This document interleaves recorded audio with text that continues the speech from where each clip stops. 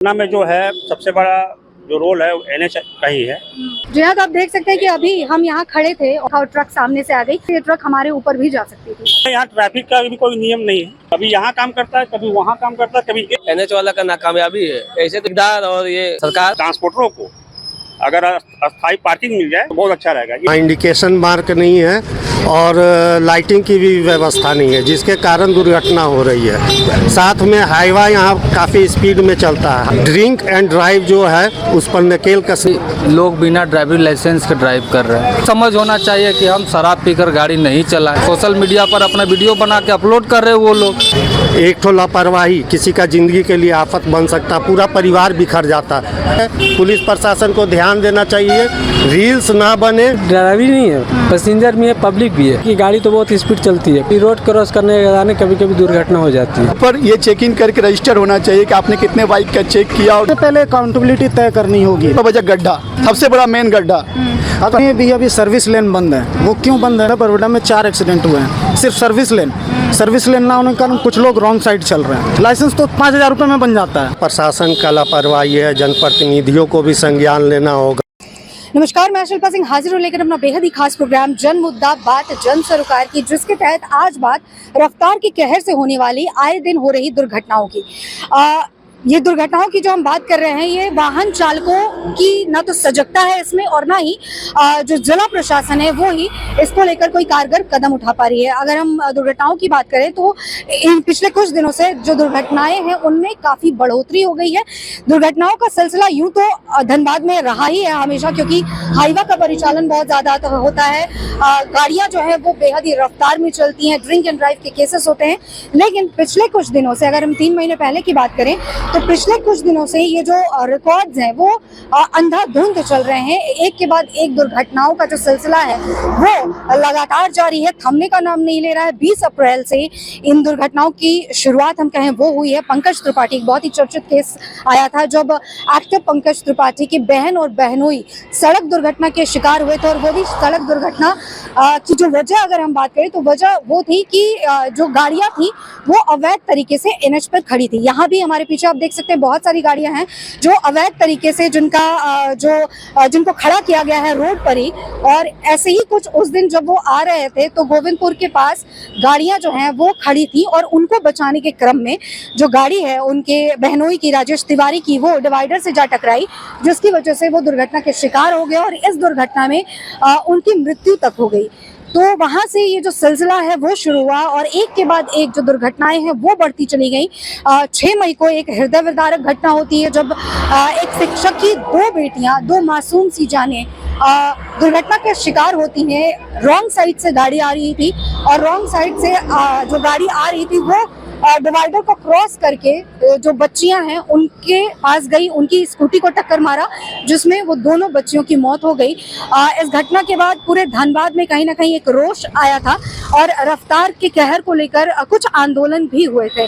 लेकिन सिलसिला यही नहीं थमा, इसके बाद भी दुर्घटनाएं जो हैं वो होती चली गई। पिता पुत्र की घटना हम कह रहे हैं जो बरवड्डा में हुई और पिछले दिनों एक घटना हुई जो 5 युवक जो थे वो ड्रिंक एंड ड्राइव का केस आया था और ये 5 युवक जो है उन्होंने ड्रिंक करके वो गाड़ी चला रहे थे और लोहार बरवा के पास, कल्याणपुर के पास ये घटना हुई। और इस हृदय विदारक घटना में 4 युवक, जिनमें से कुछ जो है वो अपने माता पिता की इकलौती संतानें थी, वो जो संतान है वो चले गए, काल के गाल में समा गए। और यूं कहें कि जो परिवार है, जो परिजन है, वो बहुत हवास सा सिर्फ देखता रह गया। ये केस जो है वो ड्रिंक एंड ड्राइव का था। बच्चे जो है वो 5 जो लड़के थे, जो युवक थे, उन्होंने ड्रिंक कर रखी थी, शराब, एक तो शराब पी रखी थी और दूसरा रात का कहर था, साथ ही साथ रफ्तार का कहर था। ये तीनों चीज़ों को मिलाकर वो जो है वो दुर्घटना के शिकार हुए और इस दुर्घटना में वो 4 युवक जो हैं वो काल के गाल में समा गए। 5वां युवक किसी तरह से बच गया। और अगर इस दुर्घटना की हम बात करें तो ये इतनी भयावह दुर्घटना थी कि जो उनकी बॉडी है वो कार में ही फंसी रह गई। तो इस तरीके से जो दुर्घटनाएं हैं वो आए दिन बढ़ रही हैं, लेकिन बावजूद इसके न तो रफ्तार के कहर में कुछ सुधार हो रहा है, न तो वाहन चालक सजग हो रहे हैं, ना ही अभिभावक जो है वो इसको लेकर कोई कारगर कदम उठा रहे हैं, ना ही जिला प्रशासन इसको लेकर सचेत ही हुई है।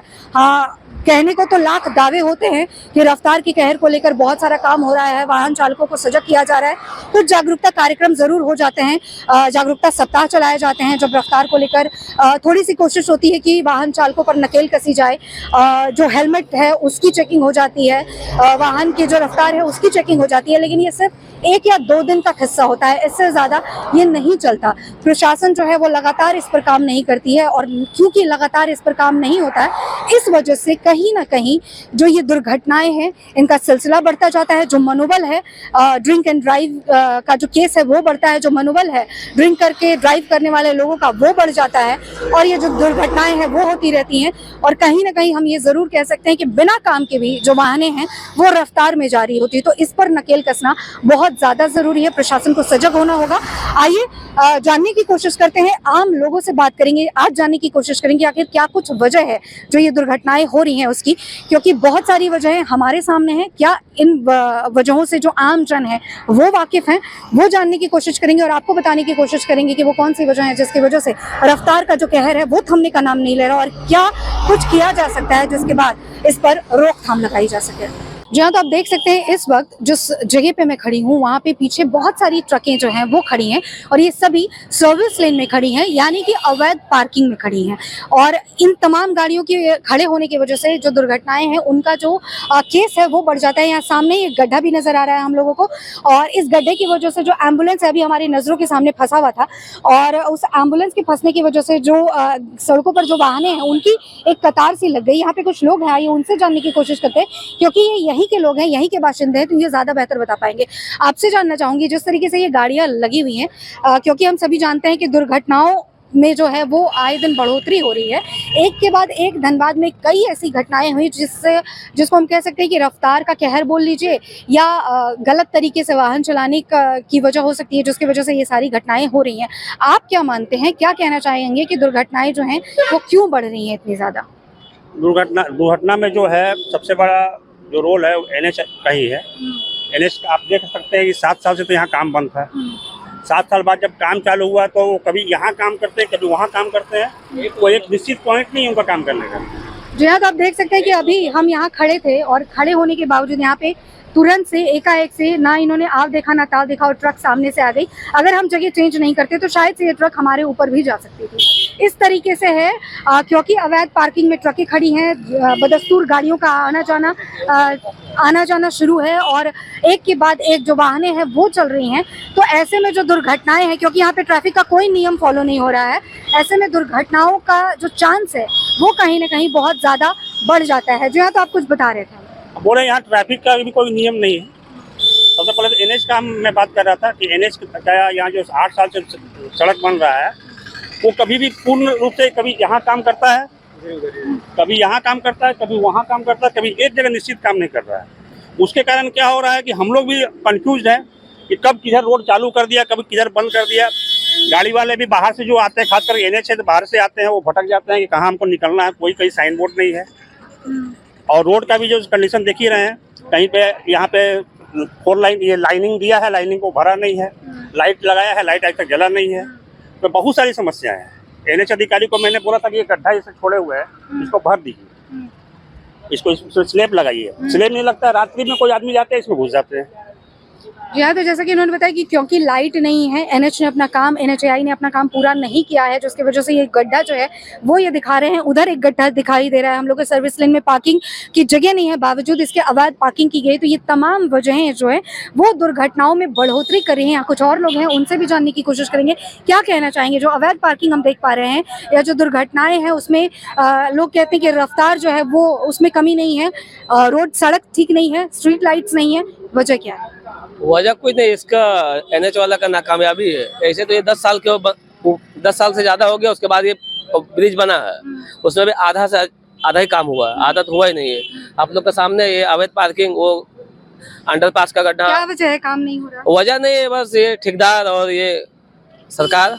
क्या प्रशासन को इस पर कोई कारगर कदम उठाना चाहिए? प्रशासन के द्वारा हम लोग जब जाते हैं, बैठक हुई थी थाना में, NH के अधिकारी को यहाँ के थाना प्रभारी द्वारा बुलाया गया था। उस समय के तत्कालीन थाना प्रभारी विक्रम सिंह जी थे, उन्होंने बुलाया था और सभी समस्याओं पे हम लोगों ने बिंदु से बात रखा था इन्होंने थाना की बात की, कहीं ना कहीं थाने के सामने से भी जब हम गुजरते हैं तो वहाँ पे भी ट्रकों की लंबी कतारें रहती हैं, और जब थाने के सामने का जो मंजर है वो ऐसा है, तो बाद का मंजर के बारे में तो हम क्या ही जिक्र करें। क्या वजह है कि थाने के सामने भी ट्रकों की लंबी कतारें रहती हैं और कोई बोलने वाला, कोई देखने वाला, कोई सुध लेने वाला नहीं होता? सही माना जाए तो ये एक ट्रांसपोर्ट नगर है, इसको एक पार्किंग चाहिए, जो हम लोग सरकार से मांग भी कर रहे हैं, और हो सकता है कि आने वाले भविष्य में इसका हम लोग पूर्ति भी हो जाए। और यहाँ से 2 किलोमीटर आगे जाके अगर हम लोग को एक यहाँ के ट्रांसपोर्टरों को अगर अस्थायी पार्किंग मिल जाए तो बहुत अच्छा रहेगा। एक गाड़ी जब रोड पे चलती है तो कलकत्ता से दिल्ली जाने में उसको 22,000 रुपया टोल टैक्स लगता है, लेकिन सुविधा के नाम पे गाड़ी वालों को कुछ नहीं मिला है। मजबूरन वो भी मजबूरी है, बाहर से आया है, वो कहाँ लगाएगा, कहाँ से लोडिंग करेगा, उसको अस्थायी जगह मिलना चाहिए। जब सरकार उससे इतना पैसा ले रही है, एक क्वार्टर टैक्स होता है, उसके रूप में 8,000 रुपये लगता है, जो 4 बार लगता है साल में। उसके अलावा टोल टैक्स है, उसके अलावा परमिट है। इतना खर्च करने के बाद भी गाड़ी वाला जो सुविधा सरकार से मिलना चाहिए था, खास करके हमारे क्षेत्र में, वो अभी तक नहीं मिला है। दुर्घटनाओं की क्या वजह है? आए दिन जो दुर्घटनाएं बढ़ रही हैं, ये रोड के वजह से। रोड देखिए जैसे तैसे गड्ढा है, काम ही नहीं हो रहा है रोड पे। तो रोड ठीक नहीं है, इस वजह से दुर्घटनाएं बढ़ रही हैं। रॉन्ग साइड से बहुत सारी घटनाएं हुई हैं जो रॉन्ग साइड की वजह से हुई है, इसकी क्या वजह है? क्या ये भी वजह सड़क है? देखिए सड़क को जहाँ से रॉन्ग को राइट करना चाहिए वो तो बना ही नहीं है, तो एक ही लाइन पे सब घुस रहा है। सर्विस रोड आगे से कट है, वहाँ भी पुलिया कंप्लीट नहीं हुआ, यहाँ भी नहीं हुआ, तो आदमी जिधर उधर जा रहा है, इसी की वजह से हो रहा लाइट रहती है यहाँ? है। नहीं, लाइट नहीं रहती, स्ट्रीट लाइट कभी नहीं चलती? कभी नहीं। अभी काम ही पूरा नहीं हुआ है तो क्या जलेगा? ये फ्लाईओवर कंप्लीट नहीं हुआ, स्ट्रीट लाइट नहीं है, पार्किंग कंप्लीट नहीं है। वो देखिए उसका बगल में गड्ढा, ईटा बिछने का, वो ईटा नहीं बिछा है। सारा काम रखा है, प्रशासन कभी लोहार बलवा के आगे या लोहार बलवा के पीछे, यहाँ कुछ नहीं देखना उनको, प्रशासन जीरो है। जी हाँ, तो इन्होंने बताया कि प्रशासन जीरो है, प्रशासन बिल्कुल काम नहीं कर रही है, जिसकी वजह से जो हम ये नहीं कह सकते कि सिर्फ रफ्तार ही दोषी है, कहीं ना कहीं सड़क जो है वो भी बहुत बड़ा एक अहम रोल निभाती है इन दुर्घटनाओं की बढ़ोतरी में। इन तमाम लोगों की बातें हमने सुनी, और भी लोगों से बात करेंगे, जानने की कोशिश करेंगे कि क्या कुछ वजहें हैं जिसकी वजह से दुर्घटनाएं जो हैं वो आए दिन बढ़ती जा रही हैं और प्रशासन इस पर विफल साबित हो रही है। जी हाँ, तो जैसा कि हमने आपको बताया कि आए दिन रफ्तार का कहर देखने को मिल रहा है, और जिसको लेकर ना तो वाहन चालक ही सजग हैं और ना ही जिला प्रशासन ही इसको लेकर कोई कारगर कदम उठा रही है। फिलहाल इस वक्त हमारे साथ कुछ व्यवसायी और आम जन मौजूद हैं, आइए इनसे जानने की कोशिश करते हैं कि जो आए दिन दुर्घटनाएं हो रही हैं इसकी क्या वजह है और इसकी रोकथाम कैसे हो सकती है। आपसे जानना चाहूँगी, जैसा कि हाल फिलहाल में ही यहीं पर एक हृदय विदारक घटना हुई जिसमें 4 युवक जो हैं वो मारे गए, 5वां जो है वो घायल था, वो अब स्वस्थ हो गए हैं। आपसे जानना चाहूँगी, जो आए दिन ये दुर्घटनाएं बढ़ रही हैं इसकी क्या वजह हो सकती है? मेरा नाम पप्पू सिंह हुआ, बरवाडा चैम्बर ऑफ कॉमर्स का सचिव हूँ। NH 32 जो है यहाँ आए दिन दुर्घटना होती रहती है, और पिछले दिनों भी यहाँ 4 युवक की ज़िंदगी समाप्त हो गई यही एक्सीडेंट में। NH से हम लोग हमेशा मांग करते हैं कि इसे कंप्लीट किया जाए। जो किसान चौक से जुड़ा हुआ NH है, वहाँ पर अंडरपास में भी देखेंगे कि ऐसे चढ़ाई जैसा बन गया है, और आगे जो बारिश में और वहाँ दिक्कत होगी, तो उसको भी कंप्लीट किया जाए। प्लस जो इंडिकेशन मार्क होना चाहिए, धनबाद के लिए जो कटिंग दिया गया है NH से, वहाँ इंडिकेशन मार्क नहीं है, और लाइटिंग की भी व्यवस्था नहीं है, जिसके कारण दुर्घटना हो रही है। तो NH इस रोड को राजगंज से लेकर बरवाडा तक वाला जो रोड है इसको कंप्लीट करे, ये हम लोग लगातार मांग करते आए हैं, नहीं तो ऐसी दुर्घटनाएं होती रहेंगी। साथ में हाईवा यहाँ काफ़ी स्पीड में चलता है। हाईवा एक ऐसा वाहन है कि चलता फिरता यमदूत कह लीजिए हम लोगों के लिए साबित हो रहा है। यहाँ के जो व्यवसायी हैं, बहुत लोग धनबाद से आते हैं, झरिया से आते हैं, वो लोग राम का नाम लेकर ही NH पर चलते हैं, और प्रशासन को इस पर ध्यान देना चाहिए, NH को इस पर ध्यान देना चाहिए। गडकरी जी, नितिन गडकरी जी हर जगह नहीं आ सकते। जब हम लोग कंप्लेन करते हैं तो NH को इस पर संज्ञान लेते हुए निश्चित तौर पर इंडिकेशन मार्क लगाना चाहिए, लाइटिंग करनी की व्यवस्था करनी चाहिए, तथा ड्रिंक एंड ड्राइव जो है उस पर नकेल कसने के लिए कुछ पहल करना। ड्रिंक एंड ड्राइव को लेकर आपने एक बात कही कि ड्रिंक एंड ड्राइव पे नकेल कसनी ज़रूरत है। प्रशासन बहुत बार ऐसा होता है, जैसे अभी ये जो हादसा हुआ उसके तुरंत बाद 2-3 दिनों तक ये चला, ड्रिंक एंड ड्राइव की जो टेस्टिंग है वो हुई, लोगों ने, प्रशासन ने चेक किया। क्या कहना चाहिए, ये जो टेस्टिंग है या ये जो जाँच है वो सिर्फ कुछ दिनों ही क्यों होती है, उसके बाद बंद क्यों हो जाता है? ये सिर्फ आईवास होता है 2-3 दिन। जब आप मीडिया वाले कोई दुर्घटना होने के बाद उसे उछालते हैं तो सिर्फ खाना पूर्ति के लिए 2-3 दिन जांच होती है, लेकिन उसके बाद सब स्थिर पड़ जाते हैं। इसकी निरंतर जांच होनी चाहिए।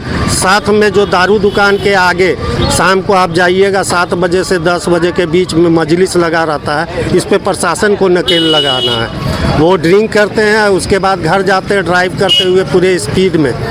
और जो स्पीडोमीटर का भी एक वाहन होना चाहिए जो इस पे नकेल लगाए, जो ज़्यादा स्पीड में गाड़ी चल रहा है शहर में। जैसे अभी 8 लेन में कुछ दिन पहले 2 युवा लड़की का मौत हुआ था, तो उस रोड में भी 8 लेन में भी ड्रिंक एंड ड्राइव का ये पुलिस प्रशासन द्वारा लगातार जांच होनी चाहिए। ये नहीं कि कोई दुर्घटना हुआ तो 2 दिन 3 दिन जांच किए उसके बाद स्थिर पड़ गए। जी हाँ, तो प्रशासन से जो आम पब्लिक है वो इस उम्मीद में है कि जो जांच है वो सिर्फ 1 या 2 दिन ना हो, इसकी ये प्रक्रिया जो है वो लगातार चलनी चाहिए। और साथ ही साथ मैं आपसे ये जानना चाहूँगी, जैसे अभी आपने कहा कि जो दुकानें हैं, शराब की दुकानें, उनके आसपास बहुत मजलिस लगी रहती है। मुख्यमंत्री ने अभी एक नया मादक पदार्थों पर बैन लगाने की जो जागरूकता अभियान है उसको चलाया, इसको कैसे देखते हैं आप?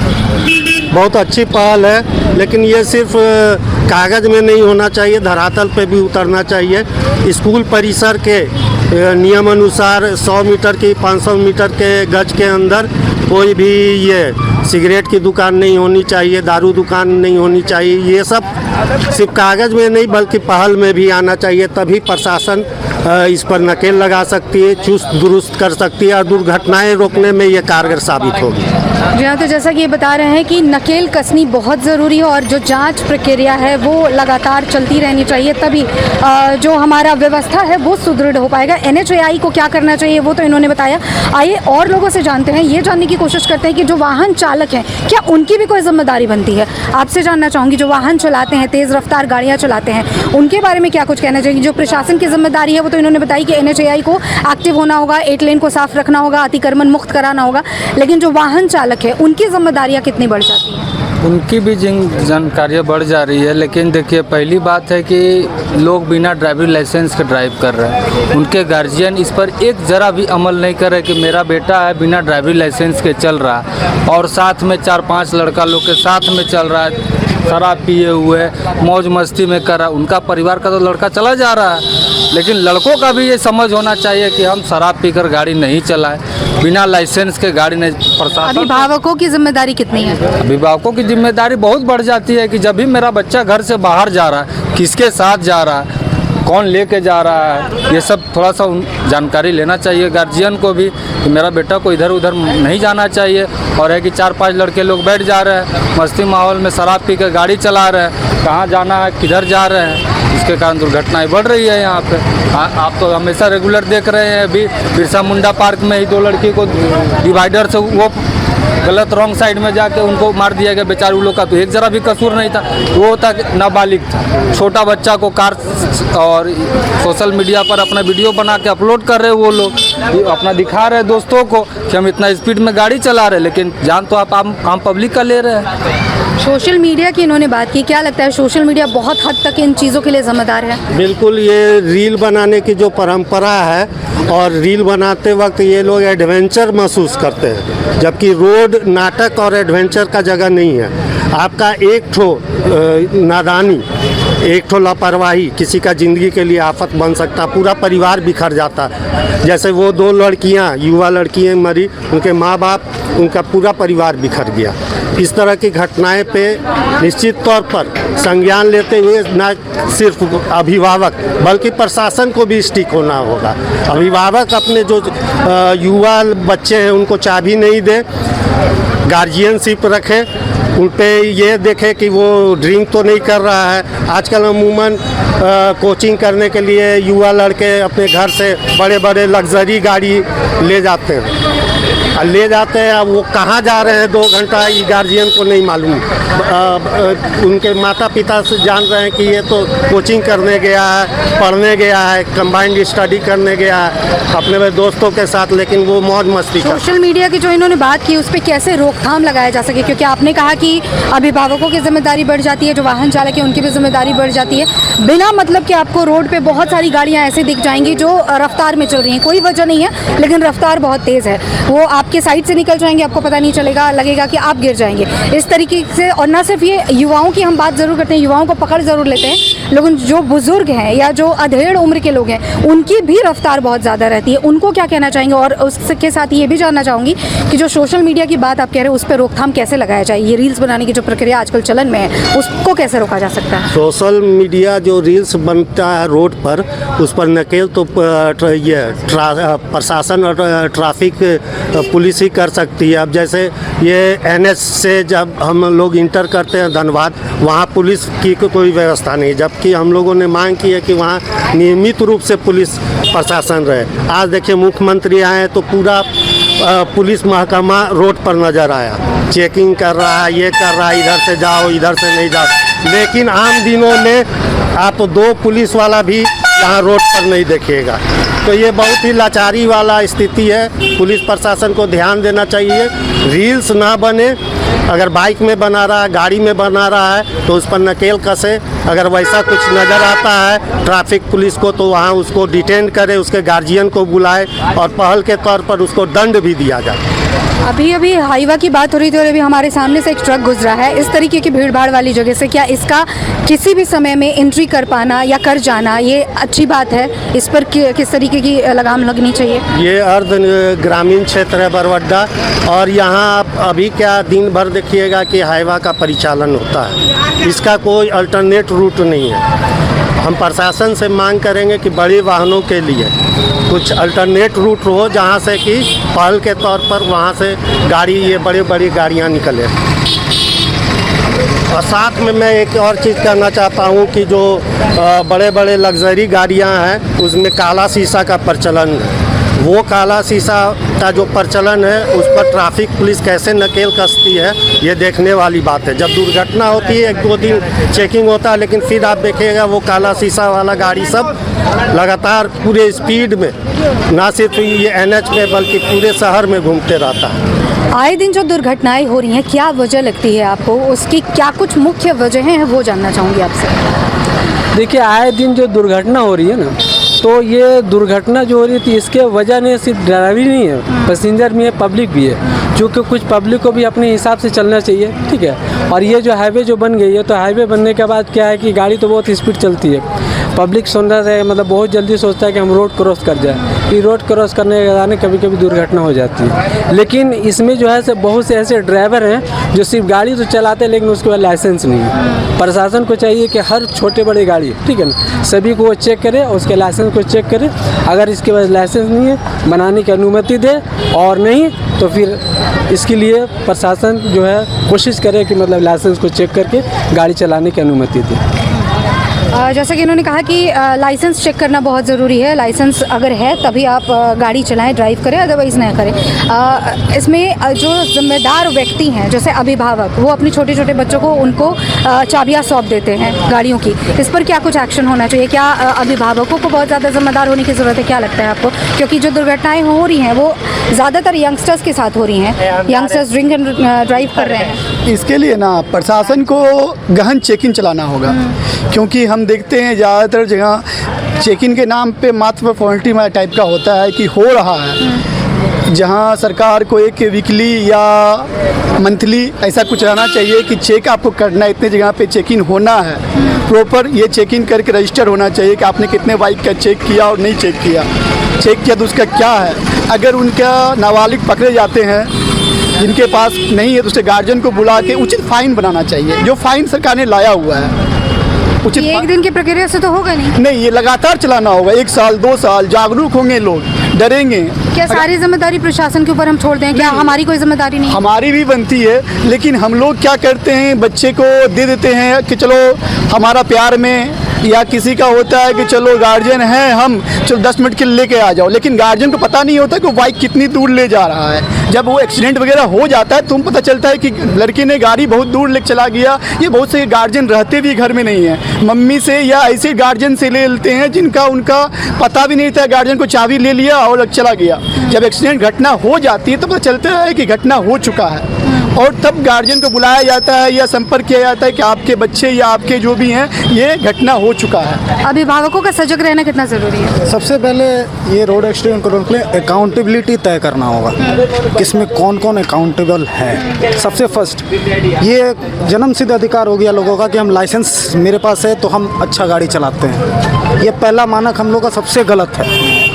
दूसरा मानक ये है कि आपका रोड सेफ्टी का जो भी मेजर्स है वो गवर्नमेंट ने क्या इशू किया है।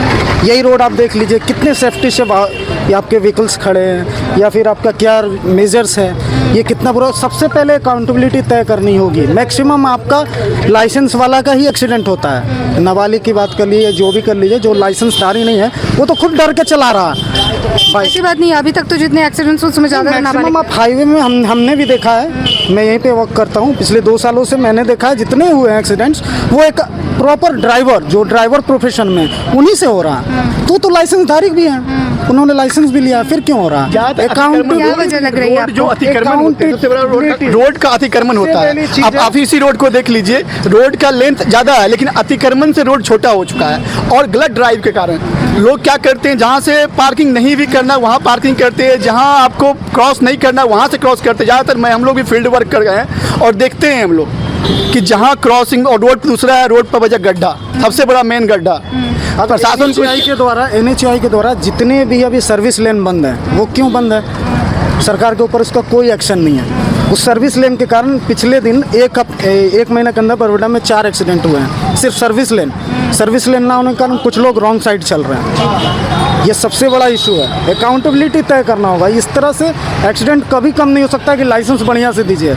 लाइसेंस तो 5,000 रुपये में बन जाता है, आप भी जानते हो हम भी जानते हैं। वो कोई नहीं, अकाउंटेबिलिटी तय होना चाहिए। ये मैक्सिमम आप हाईवे पे जितना ये एक्सीडेंट हो रहा, ड्राइवर प्रोफेशन के लोग ही एक्सीडेंट कर रहे हैं।